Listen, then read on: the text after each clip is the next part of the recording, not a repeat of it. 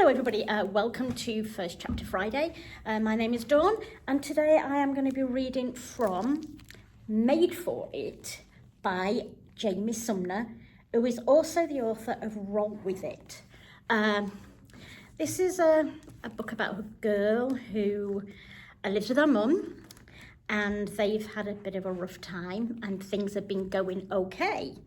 And then she gets a call to say that she's needed in the office at school. So she's going to head down there and see what happens.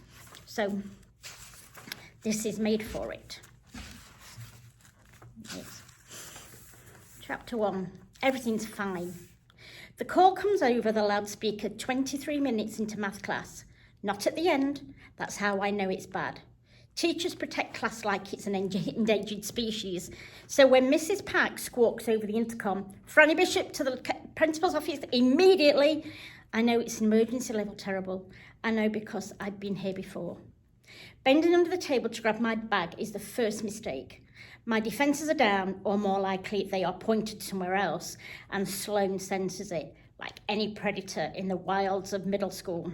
She kicks my old Jansport all the way to the other side of the table, out of reach. I scoot like a crab and grab it. She laughs, but I shake it off. Because I have to. Because whatever's waiting for me in the office has to be far worse than Sloane. Mistake number 2 would be letting her get to me when there is so much more badness ahead. Mr. Jameson, my math teacher, gives me a little salute on the way out. With my table down from 3 to 2, his probability activity isn't going to work. I realise it before he does, which is a gold star, but no one will ever see. I get an itch of guilt because I've ruined the next 22 minutes of class for him by leaving. But I keep my feet shuffling forward and out of the door because that's all I can do. Sloane shoots me a mock salute behind Mr. Jameson's back and a cheery fake smile just before the door shuts. My shoes squeak too loud on the tile floor. I freeze in the middle of the hallway.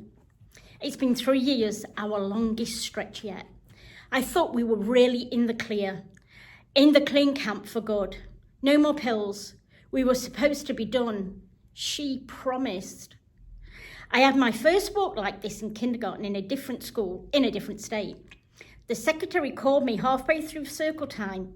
I skipped down the hall, yellow halls like I was on the way to recess.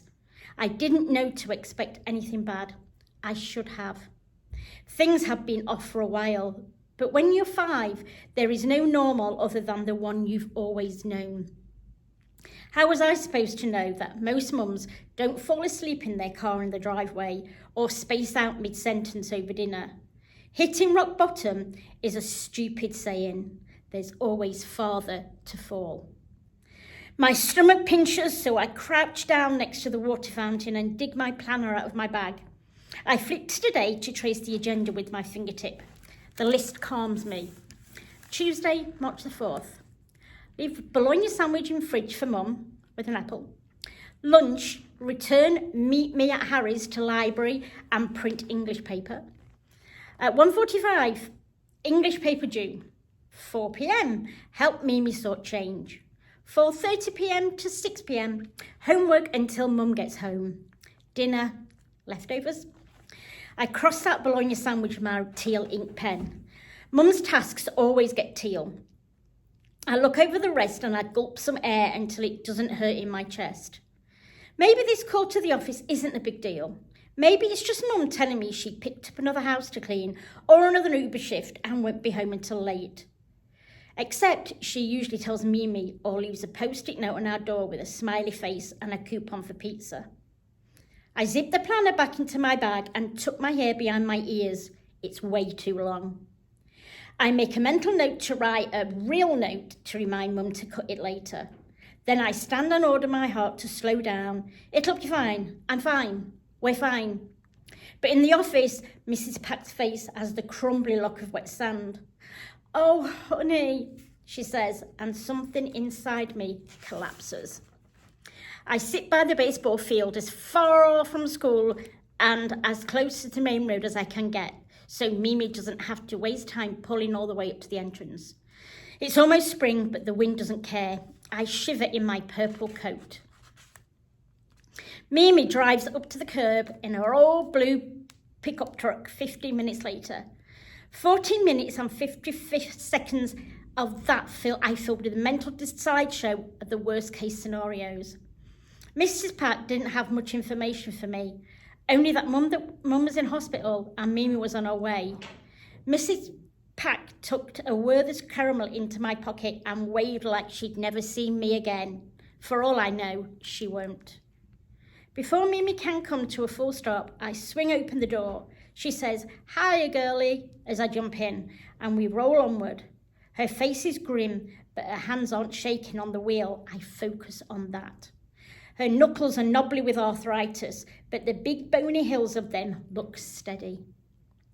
We make a left away from the school and towards a small centre of downtown Cedarville. I've been here for a while now, and it's still strange to see the dark windows of the antique store and the old hardware store butting up against Starbucks and Whole Foods. Mimi hates it. She never comes this way if she can help it. Whenever I ride with her to the bank, she'll point out a new chain store and mutter, "Gentrification," like it's a dirty word.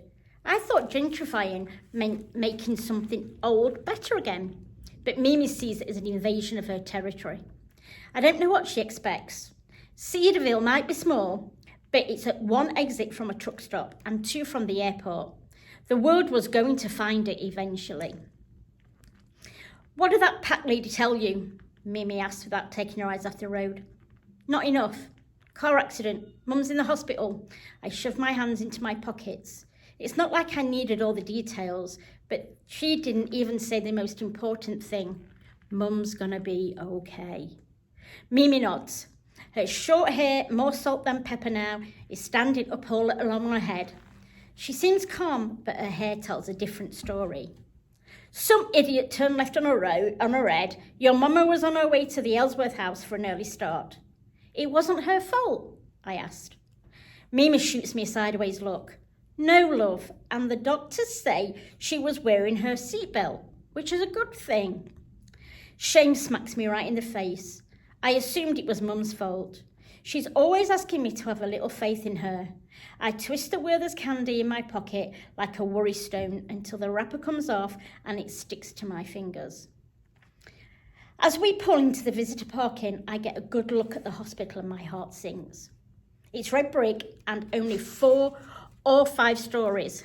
Anything less than 10 floors and then you lose all credibility. They might as well have taken her to the vet. Right before we walk out from under the big grey sky and into the lobby, I shoot a prayer with an arrow. "If she's all right," I say with high power, "Mum is always talking about, I'll never assume anything's her fault ever again." And that is the first chapter of Made for It, available at the Alameda Library, and it's a great book. I highly, highly recommend it. Okay, thank you for joining me, guys. Bye. Bye.